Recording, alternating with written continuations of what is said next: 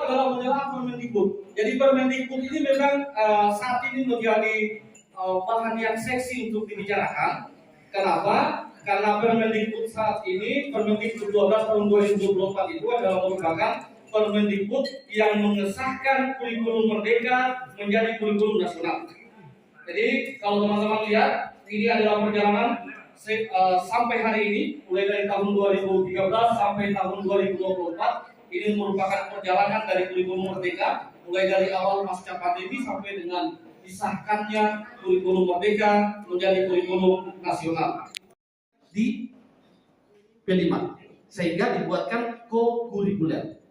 Makanya jadi 3, jadi ada intrakurikuler, ada co-kurikuler, ada ekstra kurikuler. Nanti tinggal dibaca-baca lagi. Saya tidak jelaskan secara rinci-rinci karena betul-betul kita dibatasi oleh waktu ini. Lanjut. Ini.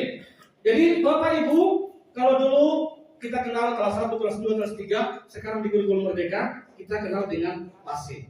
Ada pembagian fase. Untuk fase terpanjang itu ada di SMP, yaitu fase D, fasenya selama 3 tahun.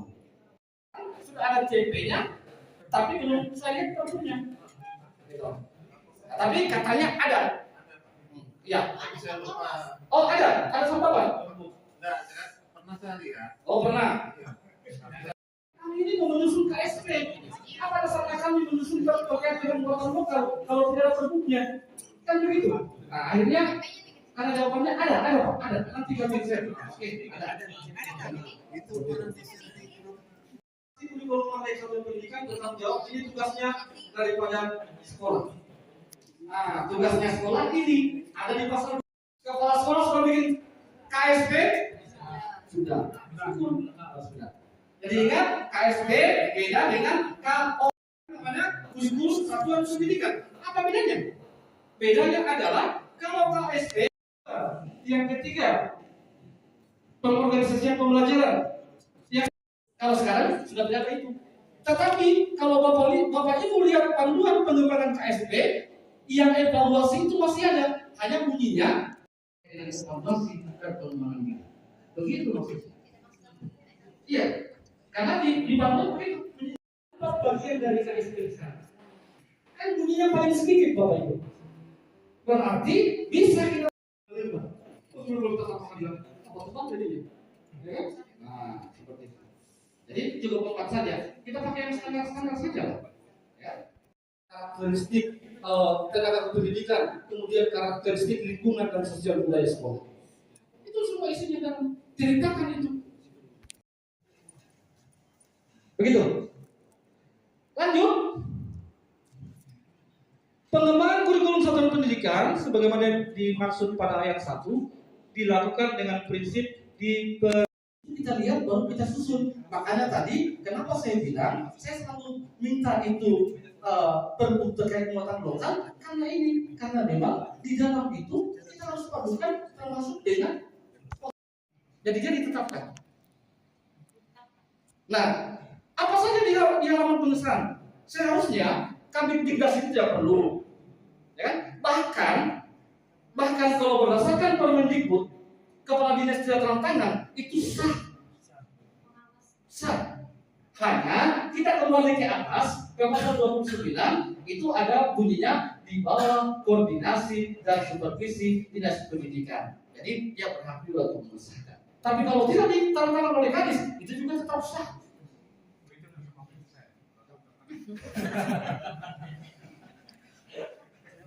Itu juga tetap sah, ya. Tapi saya sampaikan, tolong jangan pengesahan, tapi kita berdasarkan Permendikbud 12 itu ditetapkan. Jadi karena permintaannya dinas itu harus ada kabin dinas, jadi saya bikin 3 untuk menetapkan dan mengesahkan kurikulum satuan pendidikan untuk diberlakukan pada tahun ajaran. Nah, seperti itu. Kan rekomendasi tidak masuk dalam pengesahan. Makanya saya buat terpisah. Cocok. Nah, kemarin di MKKS kami sudah bahas dan alhamdulillah kami GTK hadir dalam MKKS kami sudah sampaikan ini. Jadi Coba lihat itu Bapak Ibu. Kami MKKS SMP, tapi kita urus juga SD. Kami pertanyakan itu, bagaimana terkait dengan guru bahasa Inggris? Karena banyak guru bahasa Inggris di SD masih di SMP, masih di PNS. Terima kasih Pak, karena saya juga baru melihat materi ini, terus terang saja saya katakan seperti itu. Kebanyakan kita baca-baca di Google. Ya hanya saya ingin mempertegas apakah itu yang saya punya pengalaman atau bagaimana. Ini berlima sangat menarik karena banyak terus terang guru kita itu belum memahami cara kerjanya. Sehingga saya katakan di lapangan bahwa perlu dicermati itu berlima karena dia pakai rapor juga ternyata untuk isi itu. Jadi banyak teman-teman kita itu dikira pendidikan itu kayak praktek saja, kalau ini kan proyek. Yang kedua, banyak saya lihat dalam penyusunan rangka kurikulum dokumen satunya, tadi saya lihat cuma 4 poin saja, karakteristik sekolah, visi-visi tujuan, kemudian pengelolaan pembelajaran, ya 4. Saya lihat di teman-teman yang buat itu ada refleksi evaluasi kerja itu 5 poin. Kemudian diturunkan ke dalam panduan. Kan? Nah, di Permendikbud 12 itu kan sudah jelas kan? Nih, hanya memang bunyinya paling sedikit. Tetapi kalau Bapak Ibu baca panduan, di panduan itu refleksi dan evaluasi di sana di panduan bunyinya itu bukan menjadi bagian dari KSP. Jadi dasar saya begitu, makanya saya cuma 4, Bapak. Saya cuma 4, karena saya berdasarkan pasal 29 Permendikbud 12 tahun 2024. Saya berpegang di sini. Iya, minimal. Jadi kan begini, saya bisa kan tidak Pak? Bisa, kalau ada gurunya. Bisa toh. Kalau tidak ada, tidak boleh. Karena Permendikbudnya ada 1. Ya kan? Gitu. Jadi kemudian urut 2 jam. Jadi tidak boleh lebih.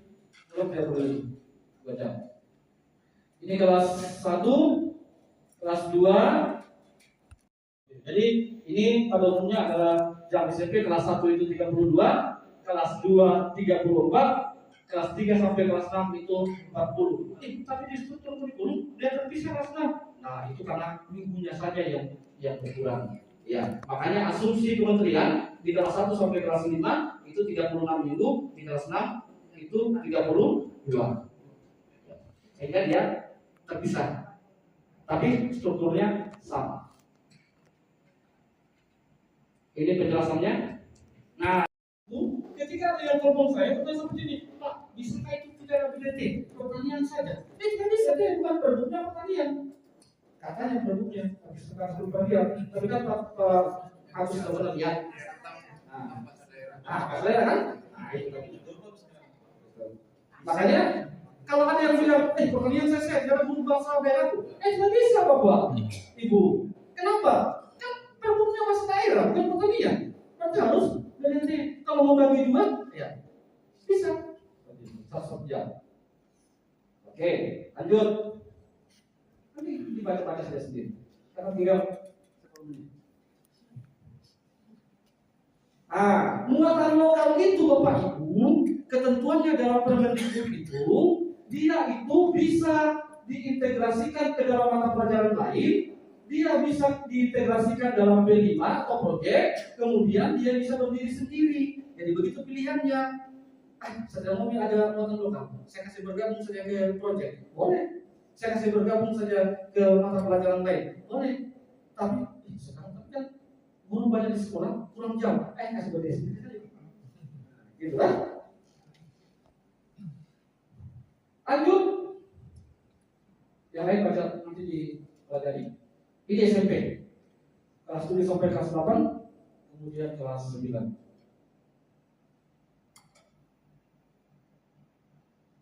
Tampilan ketiga terkait dengan ekstrakurikuler nanti dibaca Bapak Ibu di Permendikbudnya, ya, Permendikbud 12.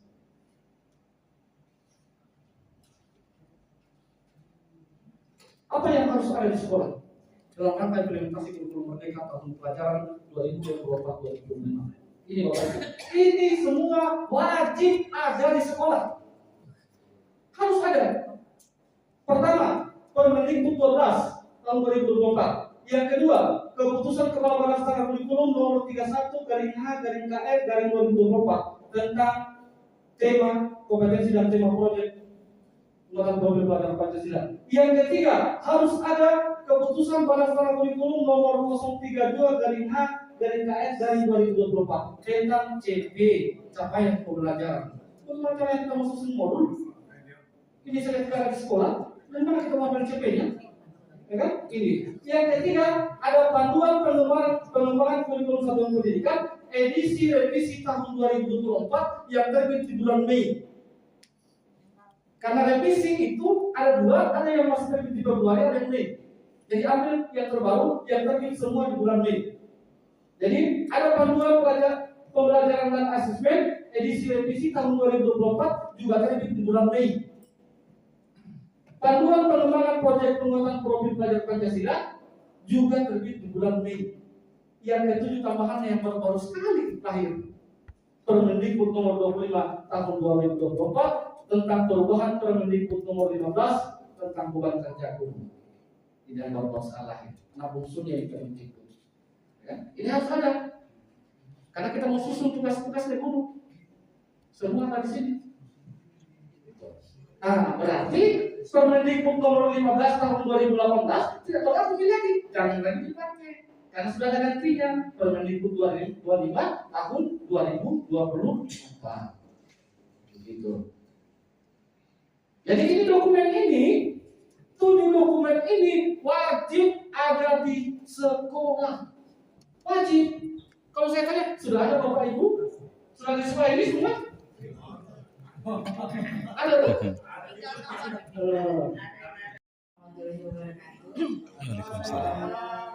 Terima kasih atas kesempatan yang diberikan. Ada beberapa hal mungkin yang saya perjelas dan mempertegas pemahaman saya. Yang pertama tentang P5.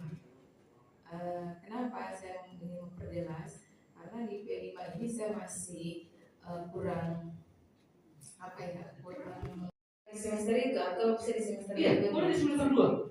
Ingat Ibu, rapor P5 hanya satu kali dikeluarkan di akhir tahun, tidak ada di semester kedua. Jelas. Kemudian yang kedua masih P5 juga. Kalau misalnya di tema 1 kita ambil dia sistem blok misalnya. Barat bilang Indonesia itu hebat-hebat, dalam waktu 2 jam dia bisa bahas KSP, CP, TP, luar biasa memang. Ya, padahal 2 jam itu kalau kita mau bahas P5 saja tidak cukup. Ya, itu. Nah, kita 1 jam harus selesai semua. Wah, luar biasa memang gitu. Saya kira seperti itu. Mohon maaf jika ada hal yang tidak berkenan. Saya Hiri wabillahi taufiq wal hidayah. Assalamualaikum warahmatullahi wabarakatuh.